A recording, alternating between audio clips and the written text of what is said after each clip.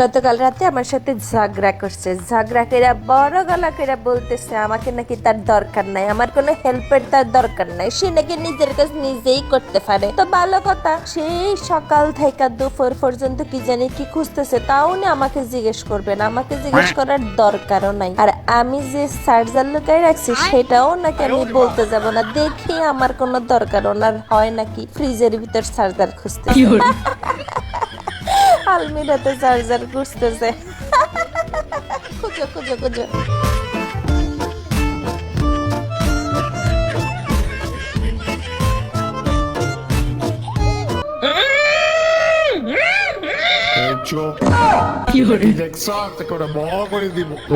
Phone দিচ্ছি।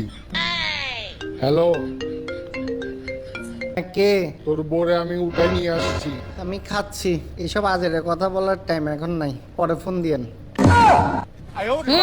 জামাই phone কেটে দিছে ফোন তোর মুখের উপরে। আরে না, নেটওয়ার্ক নাই। আমার ফোন আবার কেউ কাটে, আবার ফোন দিচ্ছি। আরে ভাই, শান্তিতে খাইতে দিলেন না, কি বলবেন বলেন। এই গামছা মুভিজ, আমি তোর বোরে ছুটে নিতে হলে 1 লক্ষ টাকা দিবি।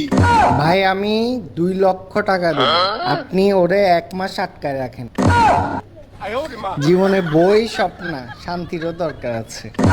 কি বলছে এটা আবার কেমন জামাই? তোর জায়গায় আমি থাকলে ডেটা করে দিতাম। তোরে 1 মাস রাখতে গেছে, আমার কি? আমার টাকা পাইলে হইলো।